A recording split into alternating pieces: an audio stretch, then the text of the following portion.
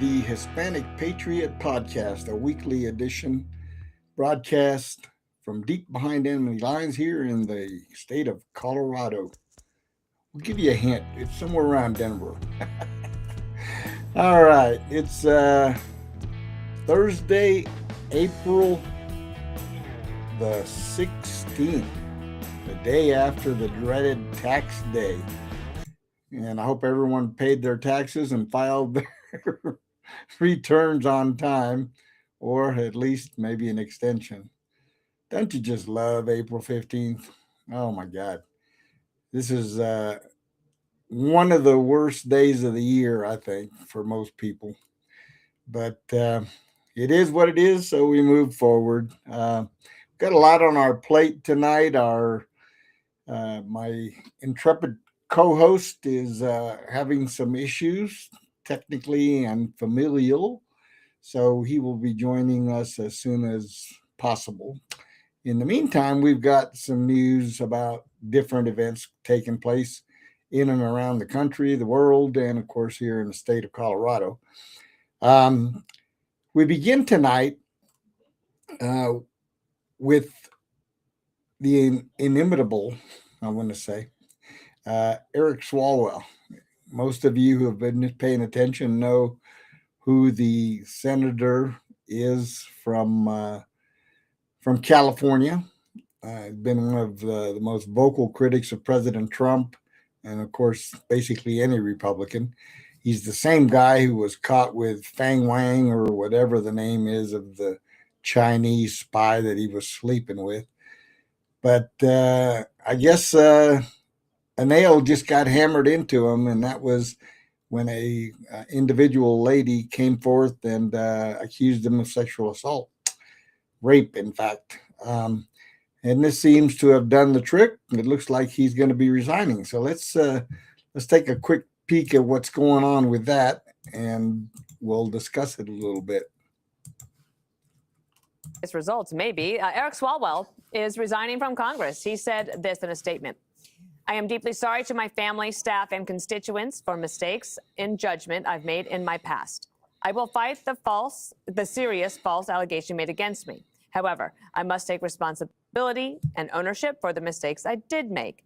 I am aware of efforts to bring an immediate expulsion vote against me and other members. Expelling anyone in Congress without due process within days of an allegation being made is wrong, but it's also wrong for my constituents to have me distracted from my duties. Therefore, I plan to resign my seat in Congress. I will work with my staff in the coming days to ensure they are able, in my absence, to serve the needs of the good people of the 14th Congressional District. So Max Gordon, he's out in California. He's got the latest for us. I had you on Newsroom this morning. This is quite a turn of events. Yeah, absolutely. You know, this isn't necessarily unexpected, but it is definitely a shock to the political world. He was a leading candidate for California governor just a couple of days ago, but then this bombshell report came out in the San Francisco Chronicle with allegations that he sexually assaulted a woman while he was she was one of his staffers. Then CNN came out with a separate report interviewing 3 additional women, saying that there was some sexual impropriety that had gone on. It was really just a weekend of implosion for his campaign, where we had staffers quitting, and then we had the Democratic establishment telling Swalwell that he should drop out the race for California governor. He then did that on Sunday evening, and then now today we see that he is going to be vacating his congressional seat. We had calls for him to step down from his congressional seat as well. So, this is really going to be sending shockwaves throughout the political world, but not necessarily unexpected. All right, Max Gordon, thank you for that update. And Harold Ford Jr. will kick us off with another round of commentary about this. Harold, I guess it might put a complete end to his political career. Good decision by him? Probably the only decision for him. I think 2 things. One, and I'll start where I finished before. This now puts in play this California governor's race and will give it national attention that it probably did not have a few days ago. And 2, I guess the question is, for the other 3 members of Congress that they were talking about, the Congress taking action on, perhaps censoring or even expelling, what happens with those three members will be interesting to see over the next few days. Okay. Well, there you have it, folks. Eric Swalwell takes a swan dive, if you will. Of course, he's denying everything, but, the guy has been proven to be a sleazebag. And, I mean, there's no other way to describe the guy. He's just pathetic. And really, he should have been tried for treason because of his association with that Chinese spy. So we'll see what happens. This is interesting because it takes a really radical representative off the slate at the Congress, and now it opens up the California governor's race. So that's going to be an interesting thing to keep an eye on throughout the coming months. So let's see how that all plays out.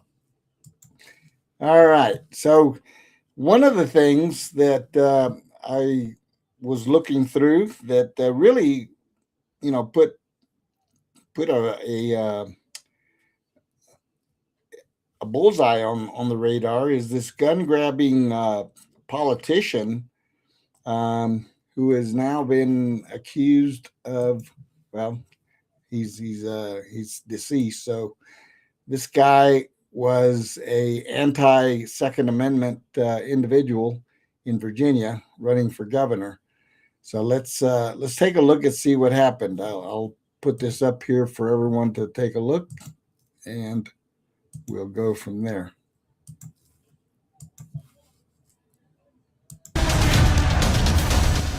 Just a critical reminder that virtually everybody in politics is a total and complete fraud and has demons and skeletons like you wouldn't believe. This man is Justin Fairfax. Justin Fairfax, very powerful Democrat in Virginia. And he was here to fight for equality and gun control for his wife and children. Here's Justin Fairfax wearing a very fancy outfit, getting sworn in as the lieutenant governor of Virginia in a Democrat administration. Here's his wife, so happy. Look at him. This is the cover photo for his social media. He's so excited to be a dad and a father, and here he is holding a little kid, and he's campaigning, and he's doing all the right things. He has the little wristbands and stuff. He's saying all the right woke trash on the campaign trail, and he's even being endorsed by guys like Joe Biden and Barack Obama to become the next governor of Virginia. Look at this. This was during a racism scandal for the current governor of Virginia at the time, Governor Northam. He should resign immediately. Justin Fairfax is the leader Virginia needs right now, says Joe Biden here. All of the Democrats parroted the same thing. Also, Justin Fairfax would do interviews from inside of his house that has giant things painted on the wall. Always a red flag here. Family. Paid somebody to paint family on the wall with all of these nice little photos of him and his family. It's always the people that have to do this that you should be the most suspicious of, because Justin Fairfax has now killed his family and himself in a murder-suicide. Fairfax, of course, the tie-breaking vote to pass gun control in Virginia and red flag laws.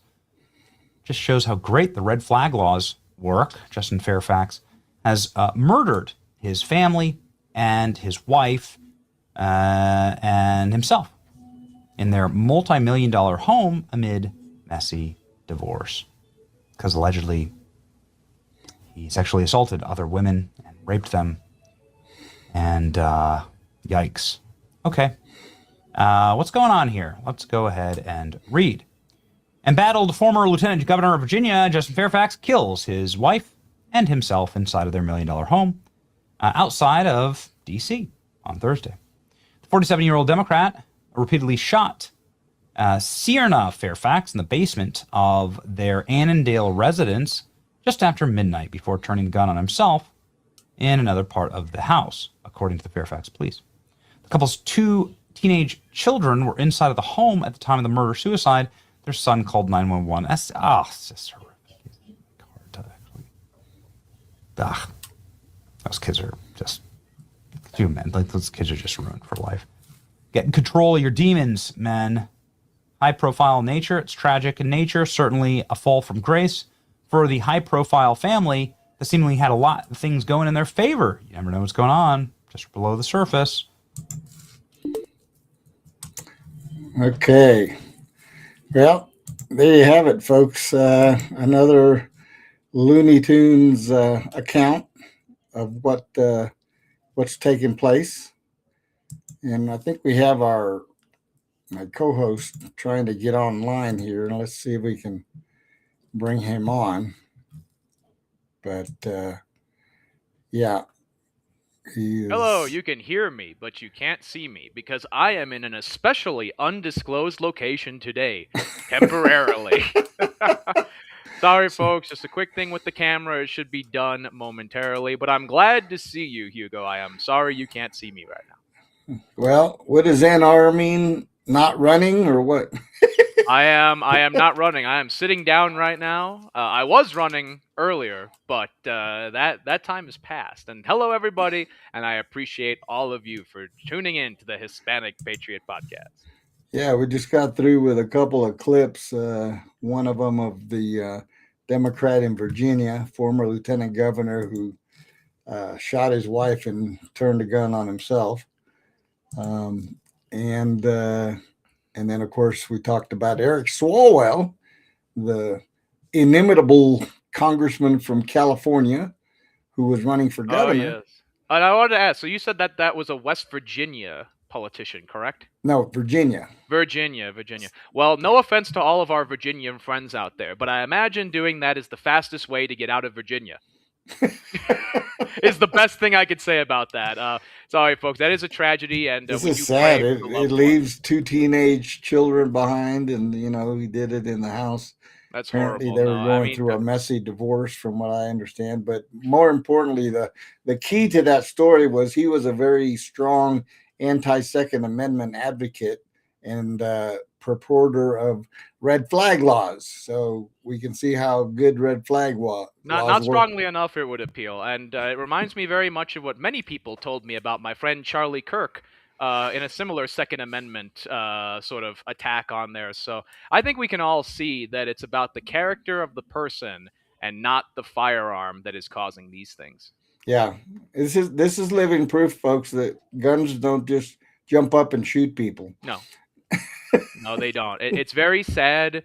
And jokes aside, same with Eric Swalwell. This is the character of people that we have representing us, and it's very sad. But the world is a crazy place, and it would be harder to judge them if they weren't making such bad decisions for millions of people. It has to be said. Well, I mean, I was saying that Eric Swalwell should have been tried for treason. Oh yes, he should have and spying, espionage, because he was sleeping with a Chinese spy, Fang Yang or whatever her name was. Fang, a famous name. Fang, is that it? Fang, who likes to. Well, I'm not going to say this. This is a clean show, but no, this is a family show.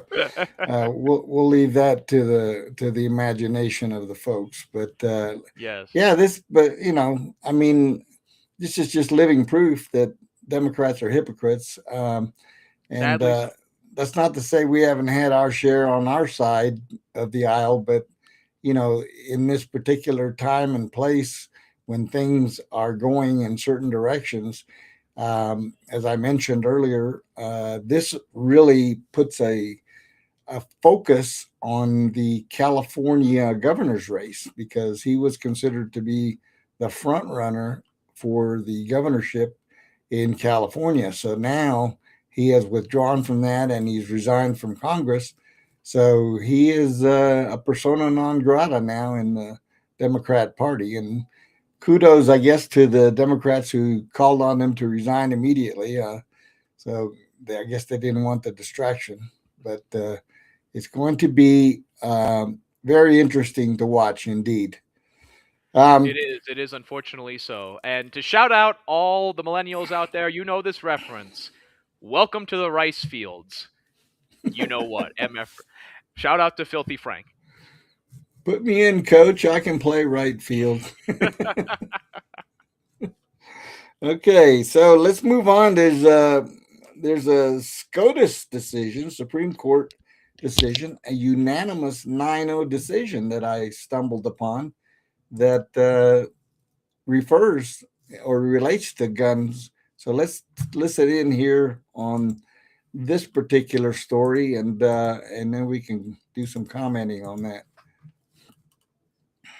Following the channel for a while, you will know that the Supreme Court recently issued a 9-0 unanimous ruling in favor of the Martin family, who were victims of an FBI wrong house raid back in 2017. Back in 2017, FBI agents executed a pre-dawn raid in a suburban Atlanta area against this family. Instead of going directly to the address on a warrant, the officer in charge decided to use his personal GPS device. I believe he put that into his iPhone, I think like Google Maps. And essentially that GPS routed him, in his words, to a completely different home and the incorrect address. And it took them to the home of Katrina Martin, where she lived with her boyfriend and their 7-year-old son at the time. When the FBI agents arrived at the home, they did not double check or confirm that they had the correct location. The officers claimed that there was no numbers on the house itself. They didn't take time to double check, the mailbox or the address there. They thought that the house looked potentially like the correct house. They thought maybe the vehicle was correct. And they didn't want to take any additional or extra time to confirm the house because they wanted to, operate quickly. They did not want to expose themselves, according to the officers. Like I mentioned, they broke in that front door, pulled out Katrina Martin and her boyfriend, who were hiding in the closet with a shotgun because someone was just suddenly breaking in the front door.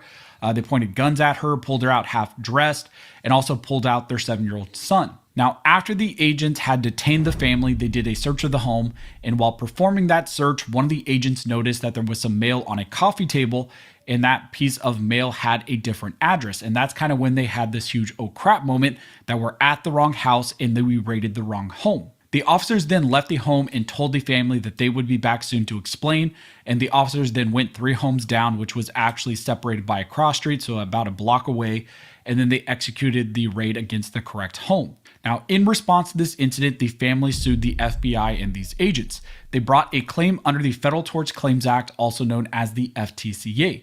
The government claimed immunity under the discretionary function exception of the FTCA and asserted that this case must be thrown out. Now, on review, the lower court originally sided with the FBI and the government, but the Supreme Court decided to step in when they were requested to review this case, and ultimately the Supreme Court disagreed with the lower courts.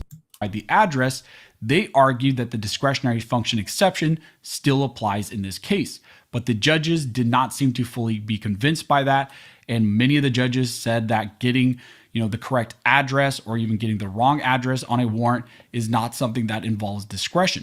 Now, on the other side, the plaintiffs made a much simpler argument. They told the court this isn't about policy, this is about a basic non-discretionary duty. You have to hit the right house on a warrant. That's not a judgment call. That's the bare minimum requirement when executing a warrant. And that argument appeared to really resonate with the judges here on this panel. So the biggest takeaway from these arguments is the judges seem very concerned about the consequences of the government's current position, because if the DOJ and the FBI wins in this case, it could effectively mean that wrong house raids are almost always immune from these types of lawsuits.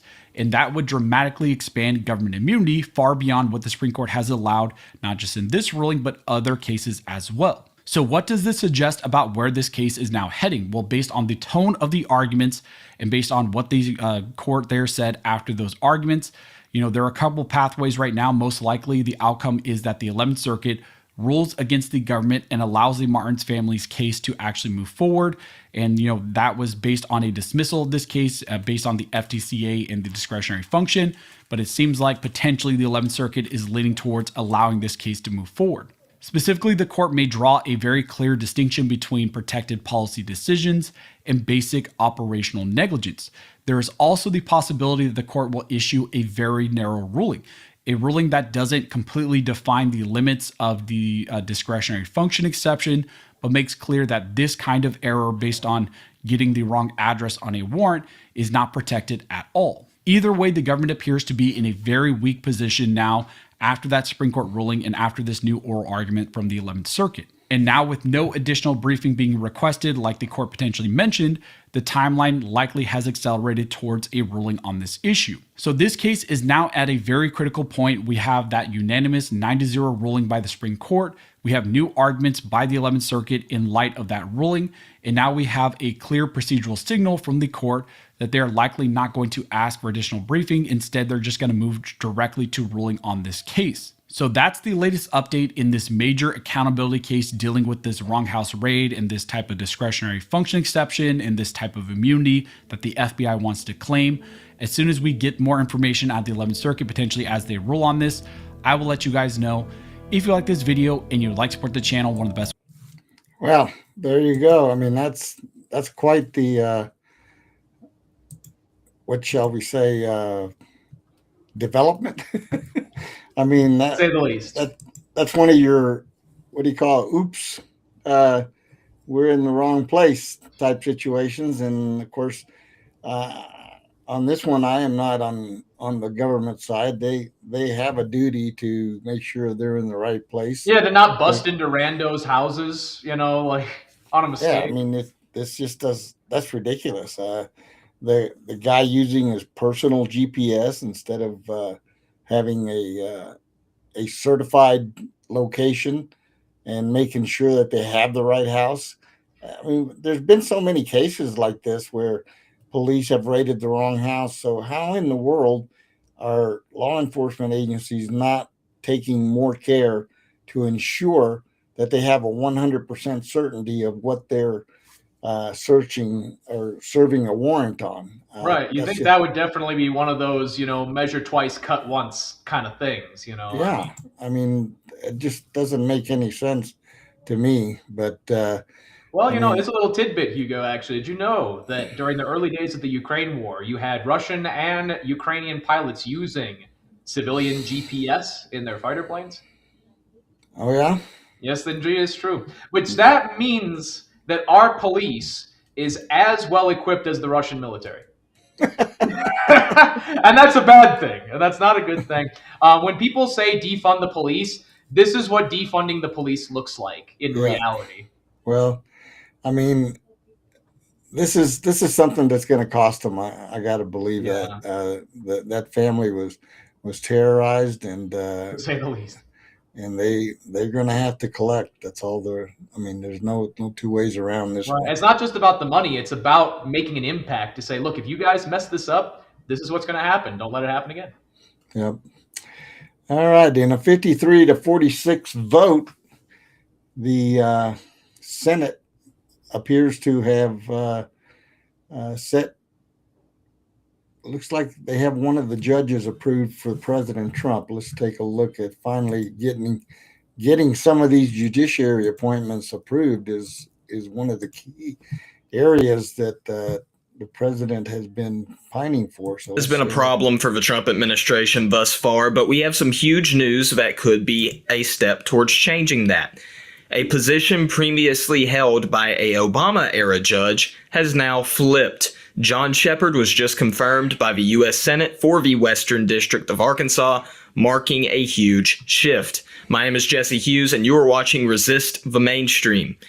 We all have seen the federal injunctions that have come against every single policy the Trump administration has tried to put in place thus far, making the judiciary one of the largest enemies of the Trump administration. But this one-by-one replacement of these judges can help flip that. And there's more information that I have that I think is pertinent to this conversation. Now, before we get to that, and before we get to this clip of the vote for Mr. Shepard, make sure you hit that subscribe. Trump has been on a wild path recently, firing immigration judges left and right. And this is also part of the grand strategy. You don't just need these Article 3 judges that you have to have the Senate confirm, but you also have executive appointed judges, like the immigration judges, that you can fire at will and hire new ones. This is huge. This is very necessary for making sure that the Trump administration is able to govern effectively, both when it comes to the mass deportation operations, but also when it comes to other policies. The judiciary has a place. The judiciary is important, but it's being taken over by rogue liberal activist judges. Now, if you are young like I am and you're watching this and you're thinking about what you want to do with your future, follow in my footsteps and go to law school if you think you can handle it, because these are the kinds of things that young conservatives need to be doing. We need to be infiltrating these institutions. We need to be getting into these positions to replace these liberal rogue activists and make sure that actual sound policy is pushed forward. If you have judges who are constantly handing down injunctions, ordering the Trump administration or future Republican administrations to stop doing things, then it's not going to work out pretty well. Are able to institute their agenda without the worry of some rogue activist going crazy, but we can also place a check on power in the future when liberals try to do the same thing. Now, I want to hear what you guys think about this. Drop a comment below, tell me what you think, and let's watch this next clip together.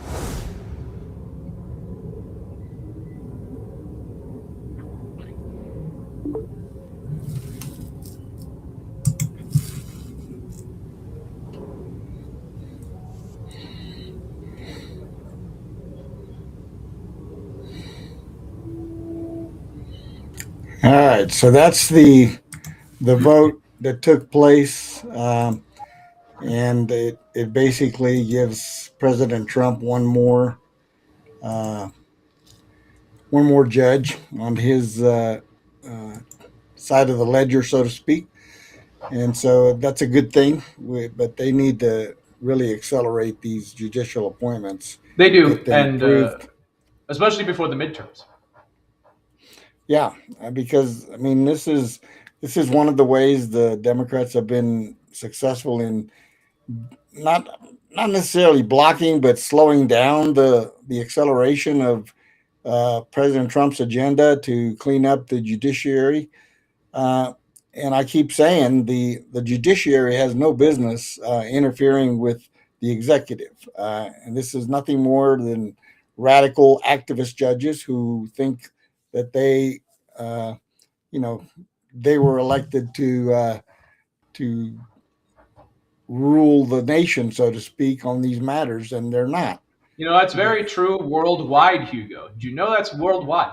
There was a very serious push in Poland, actually, by outside powers to reform their judicial system so that the judges would have more power. And the Poles rejected this. So we have to understand that this is a globalist tactic of structures of government to put judges in power. And we all can read the book of Judges in the Bible to see how it works when the judges have control instead of the sovereign, the executive, the nation itself.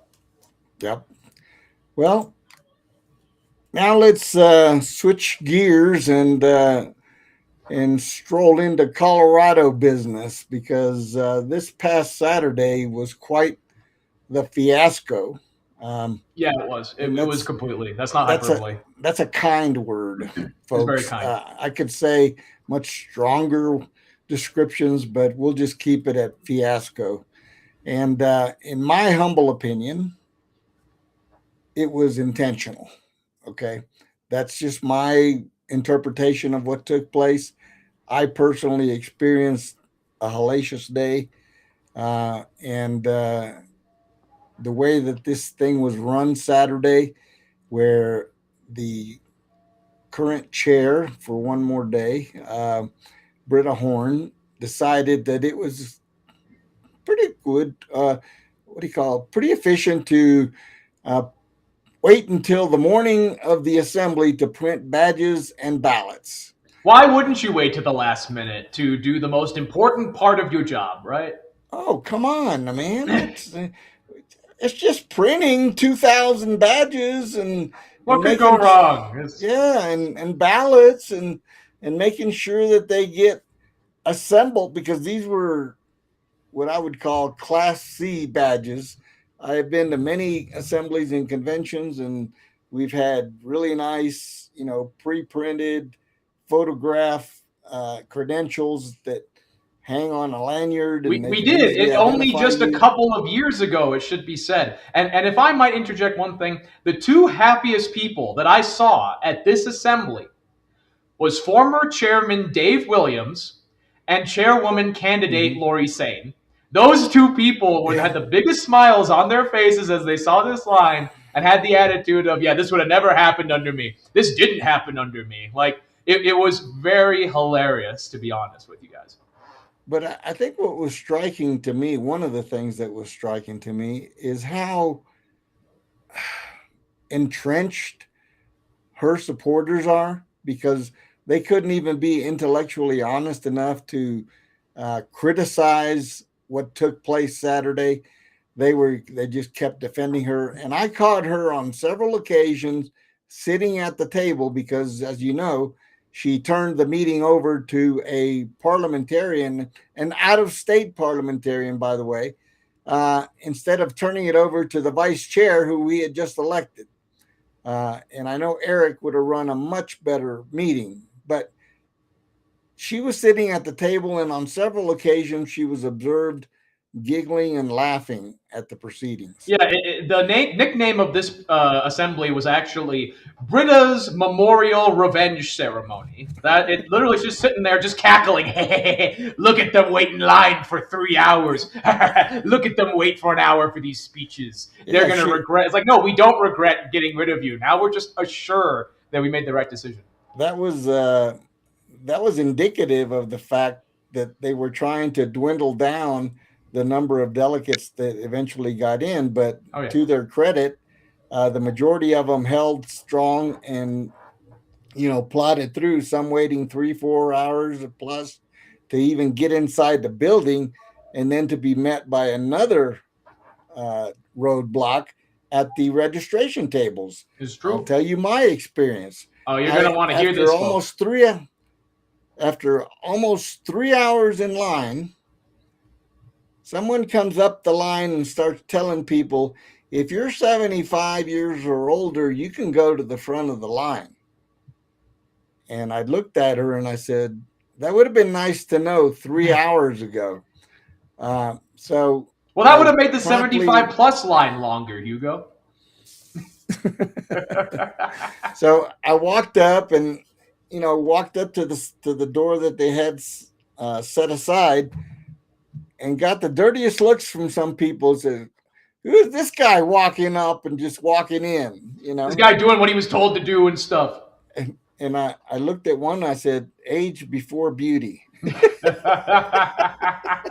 Well, and for most of the people there, you all have to understand, Hugo was both. Okay, folks, is that the Britaites are not known for their beauty contest trophies. It's like people got to be good at something. I don't know what they're good at, but I'm sure they're good at something. I don't toot my own horn, but I've been told that I am a little bit handsome. So we'll see. There we go, ladies. He's not single. You don't need to worry about it. But no, this was sad to hear from numerous young people. I don't think I'll ever come back to one of these again. And Hugo, I know you heard this as well. Many people, not just young, but even older people, said this was my first assembly and it will be my last. And well, there was something else to add to that. But let me get finished with my entrance. Please. I managed to get in the door, right? And of course, they direct me to the table. They were sectioned by initials of the last name. So naturally, my name is Chavez Ray. So I go to the C line. I get up there, and they're looking and looking and looking, and they can't find my name. And it says, "Can I see your ID?" So I ¿Dónde está Hugo? I said, "By the way, this is racist. You're asking for my ID." So I give her my ID. She looks at it. She says, "Chavez Ray. Oh, you must be in the R line because your last name is Ray." And I looked at her and I said, "No, my last name is Chavez Ray. It is a hyphenated name, and the first initial of my last name is C." So I go to the R line. They're finally looking through the list, and I spot it before she did. And I said, "It's right there," because I saw they had misspelled my name. They had me listed as Ray, comma, Hugo Chavez. Ray Okay. Charles Hugo. Yeah. Ray Hugo Chavez. That's what they had me as. Sugar Ray Hugo Chavez. And then I put it's REY, by the way. But anyway, I signed the roster because that's what you need to do. And then she starts looking for my badge and looking for my badge and looking for my badge. Guess what? No badge. They hadn't printed my badge. Not only did they misspell my name, but they didn't print the badge to go with the roster they had. So they tried to send me to this other line that was a few yards away that was like going all the way down the stairs and around the bend. I looked at all of that and I said, nope, I'm not standing in another line. And we didn't flee communism to be in this many lines, damn it. Yeah. So I demanded, that my badge be printed. I said, on top of that, I'm a party officer. I should have some ability to get my badge printed. This big Bubba looking dude with a gut big enough to knock Mike Tyson down was standing there and wearing a Victor Marx hat. And he was trying to tell me, you're not getting in the front of the line. You have to go all the way down there. I looked at him. I said, nope, not happening. I will get my badge printed. So we were going back and forth. And Priscilla Ron happened to come by. And I grabbed her and I said, look, this is ridiculous. They had my name on the roster, but my badge wasn't printed. I said, I'm a vice chair of a county. I should have my badge. She tried to get me up there, but to no avail. And then this other lady comes along and was saying, okay, if you're a party officer, you can go up here to this line, which was like 3 or 4 long. So basically going to the front of the line. And I managed to eventually finally get my badge. And then the scanning process, remember the fiasco? They had the credentials report. They were scanning people 2, 3, 4 times. And every time they scanned, they were counting that as a registered or a credentialed delegate. So I must have been listed at least 3 times. And Hugo only voted once. What a gentleman. Exactly. I only had 1 ballot, but if I'd had more, I would have. Well, and what people may not know about this Victor Marx shirt wearing bodyguard is he was actually one of the reasons for the delay. He had eaten one of the printers. Is that why his gut was so full? Exactly. You don't just get like that over time. Dude was packing it in. It is oh what my it is. God! But they did find another printer, not the way you'd expect. It was a clean printer, and after 3 hours, we were able to continue on. Yep, and Britta actually began the meeting, gavelled the meeting in while there were still hundreds of people outside in line. She didn't even bother to wait till everybody was credentialed and seated. She just gavelled it in because, of course, that was what either somebody told her or she decided would be the better part of valor. I don't know. But who said she knew how to make good decisions? Yeah, well, I can name a few people, but the meeting started. We got proceedings, and then, of course, because by the time we were rolling around to getting candidate speeches, we saw that there was like 20 some odd gubernatorial candidates who were slated to get about 10 minutes each. And I said, no way. Yep, that's over 3 hours for those. I was talking to Randy Corcoran, and he said, no, I'm going to make a motion. We'll cut this in half. And I said, well, good luck. Hopefully it passes. But he did make a motion to limit the candidate speeches to 50% of what had been said as allotted time. That's sad for the candidates, I'm sure, but the delegates had been there since 7 a.m. and earlier for some. And this was already approaching 1 o'clock before they were even starting the candidate speeches. So cutting that time in half helped a lot. Otherwise, we would have been there till midnight. Actually, Quite no. literally, possibly. Well, my understanding is that we would have been kicked out at 10 o'clock. So we wouldn't even finish business, and that would have been a disaster. So we got the number or the amount of time allotted per candidate cut in half to 5 minutes, and that moved things along. A couple of the candidates didn't show up, so we ended up with the governor candidates and then the Senate candidates, treasurer, secretary of state, and all of them. The whole thing. And it should be said, it really should be said.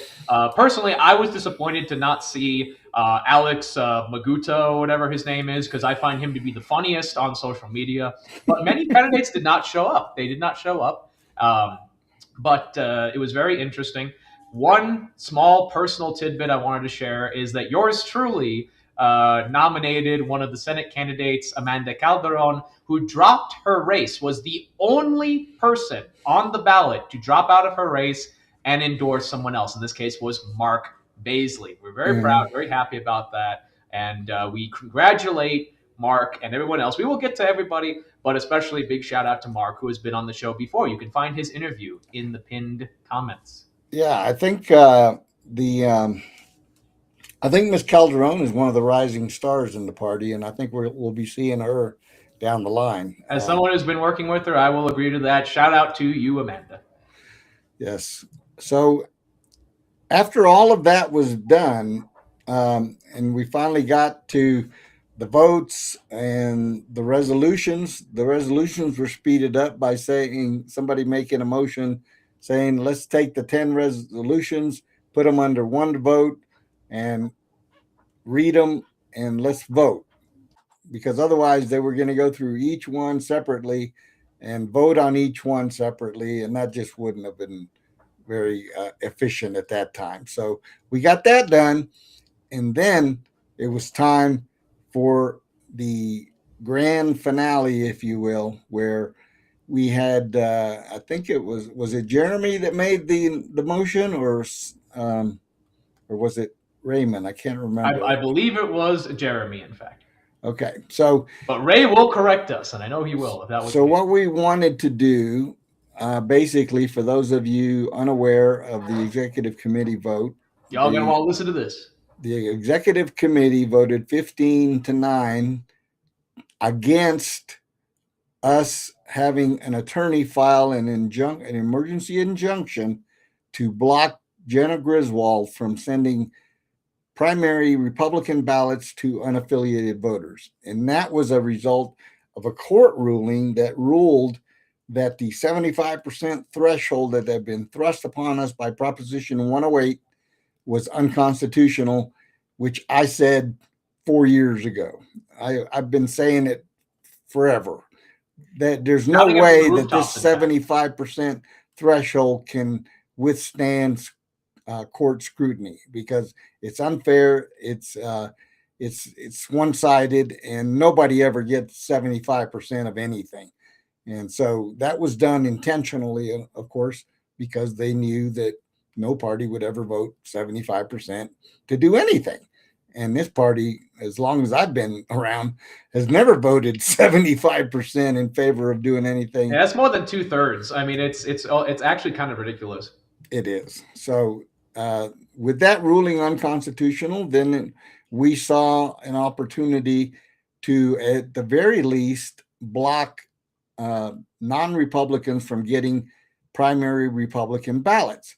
This had nothing to do with opting out. And this is the big lie that a lot of the other side has been putting out. Oh, they wanted to opt out. No, they didn't. We didn't. We wanted to close the primary. There's a difference. Nothing would have changed with the exception that unaffiliateds and other non-Republicans would not receive Republican primary ballots. That's it. That's the only thing. And then some of these people like Kathleen Chandler wanted to, put up these lies and roadblocks about, well, what's the cost going to be? Yes, that was a Wait, huge question. No relation to Chris Chan. the cost, there's no cost. You're actually saving the state money from mailing out God knows how many unaffiliated ballots. So the state actually benefits from our request.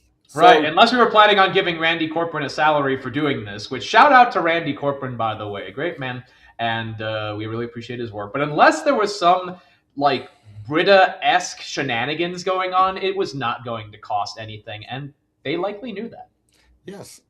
So the acting chair, the one running the meeting, the parliamentarian, decided to rule it out of order after I saw Britta whisper in his ear. So I know she told him, rule it out of order.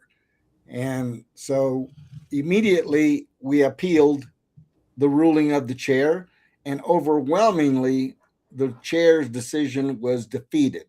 So we went forward with the proposition that we would vote as a body to allow attorneys Randy Corcoran and John Eastman to file an emergency injunction in court to block non-Republicans from receiving primary ballots.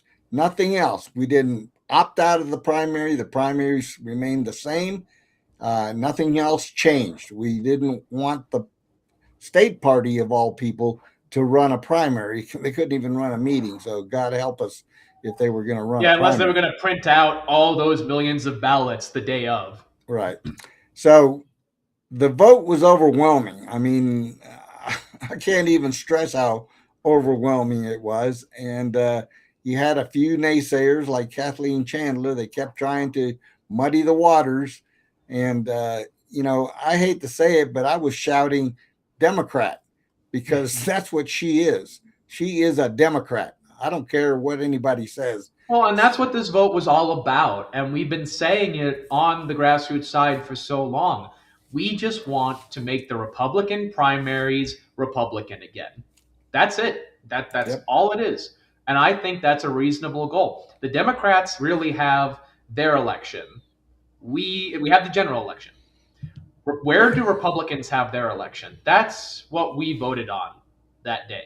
And I want to make that clear. So if the Democrats, and by the way, that ruling of the court actually affects Democrats as well, because they had the 75% threshold to opt out of the primary as well.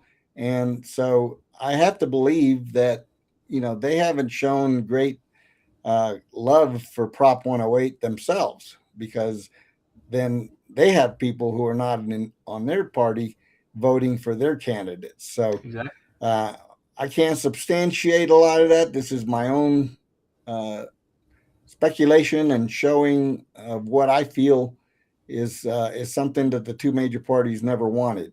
And unaffiliateds, I'm sorry, but unaffiliateds become unaffiliated by their own action. So if they want to vote in a Republican primary or a Democrat primary, they should register in those parties. That's all they have to do. Right. So it's not like we're handcuffing them and telling them, no, you can't vote. You want to vote for the Republican candidate, then register.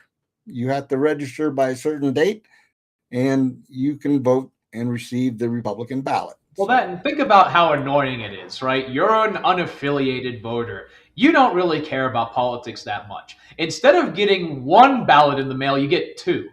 Mm-hmm. Now, how good do you feel? Like, this garbage. I think most unaffiliated voters actually want this. And the most that you hear of, we're disenfranchising, are mostly people who would deeply benefit from having non-Republicans vote for them, including a certain governor candidate who I'm sure will. Exactly. So that's the clarification of what took place on that particular issue. If you're watching now or here in the near future, please get your facts straight, because people on social media blabbing and posting nonsense and outright lies when they know the truth is just annoying. And I'm sick and tired of it. I am too. I am completely sick of it. Real life should be where we have these kind of corrections and everything else. I wouldn't take what happens on social media very seriously, just as sort of a data point and a benchmark. At the end of the day, what you do IRL is what makes you you. Yep. All right. And related to this assembly, in the Senate race, we have now heard today that Mr. Sean Pond has decided that he's going to proceed with his candidacy as a third party. So he didn't like the results of the vote at the assembly. So he's one of those that's going to take his marbles and run away and run as whatever party. I don't even know Well, what. I think what we have this breaking news that the party will be called the Pond Party, and its mascot will be a sitting duck.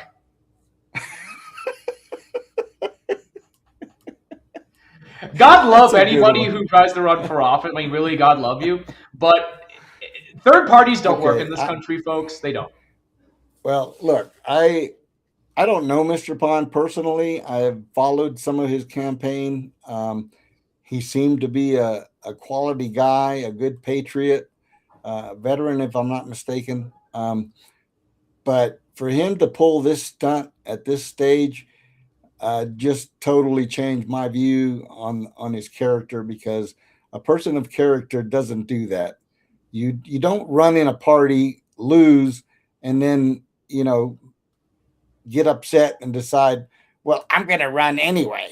We've seen the unpopularity of that with Barb Kirkmeyer, who was not at Assembly at all, and Greg Lopez. Two very different people. All these three individuals, I think you'll agree with me, Hugo. Sean Pond, Barb Kirkmeyer, and Greg Lopez are very different political people, and yet all have chosen this path. No, look, Sean Pond seems to be very much in the conservative column, but respect as far as his policies are concerned. But we love that. This action to me really spells doom for him in the future, because I think he just sealed his fate. And the sad thing about it is running as a third party, assuming he can get on the ballot, then becomes an issue, because then it splits the vote for our Republican candidates. It does. So, there are right now 3 official candidates, as far as I know. I don't know, although they have not announced Barbara Kirkmeyer, but I'm guessing she got the right number of ballot signatures. She has the money for it.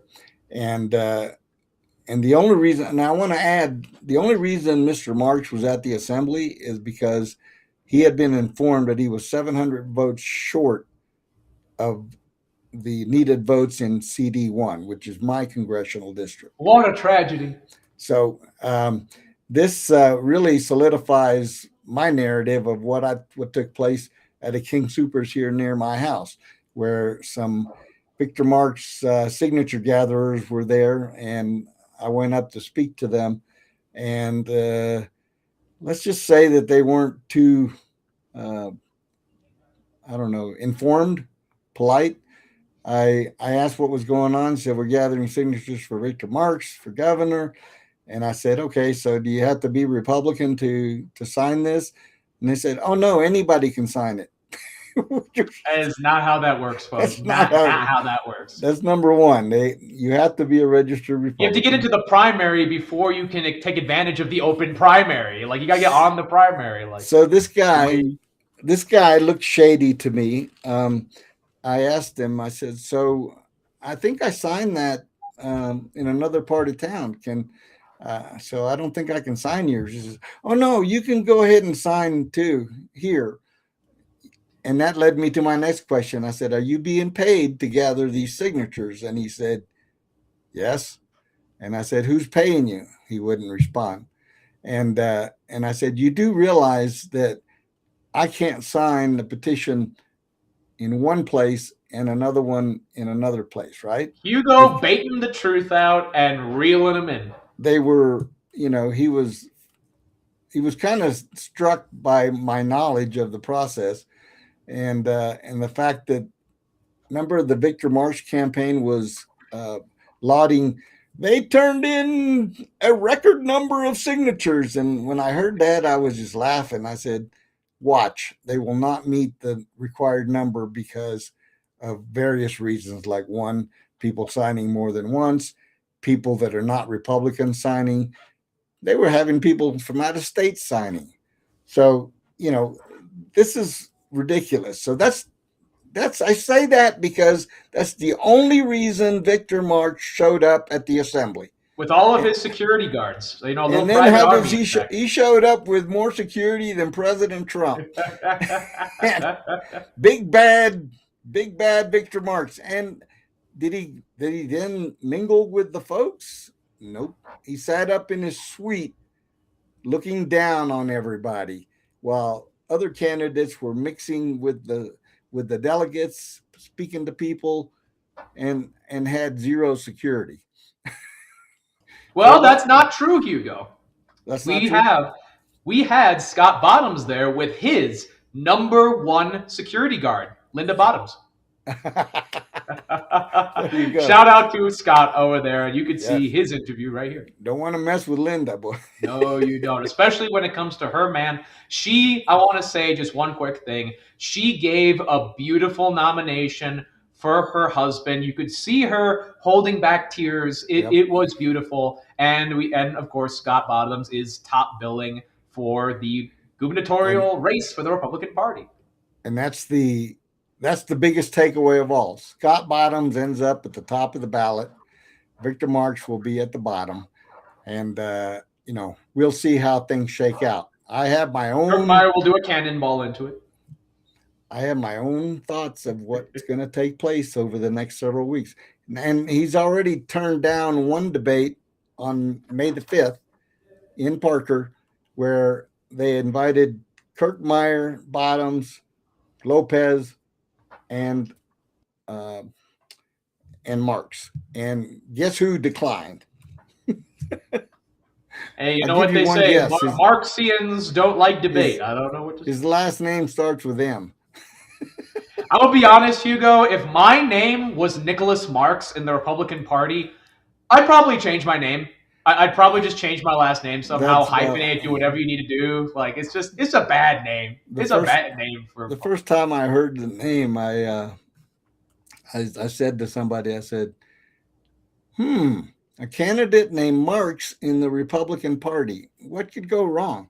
And for all of you out there rushing to your keyboard saying, well, what about Hugo Chavez? It's like, number one, it's Hugo Chavez's race. Second of all, Hugo is grandfathered in. He was born before that guy. Exactly.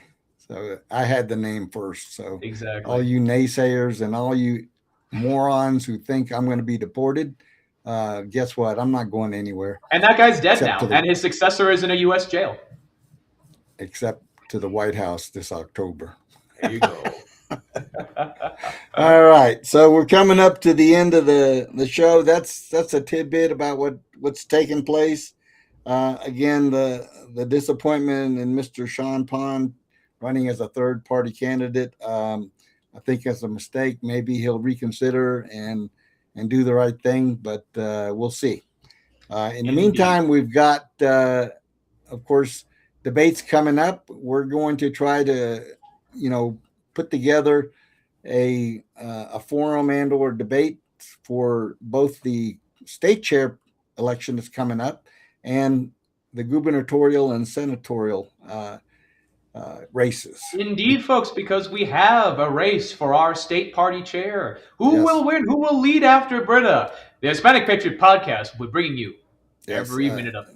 The best estimate that we have right now looks like about the first week of May, but where we'll have the special election meeting, but we'll see. We'll keep tabs on that, and we're going to try to reach out to the top two candidates here in the next week and see if we can have them both come on at the show at the same time, and give us, their opinions and tell us why they should be voted in as the next party chair. With absolute respect and complete objectivity, which is what you've come to expect. Yep. All right. So that does it for us for tonight. We wish everyone a good night. Thank you for tuning in. If you haven't seen it live, it will be on the all the platforms, X, YouTube, Facebook, and Rumble. And you can tune in and get caught up on the Hispanic Patriot podcast. And before you leave, why don't you drop us a like, make sure you're subscribed, and make sure you never forget Thursdays at 6 p.m. Absolutely. Thank you all for tuning in. Have a good night. We'll see you next time. God bless Colorado and the United States of America.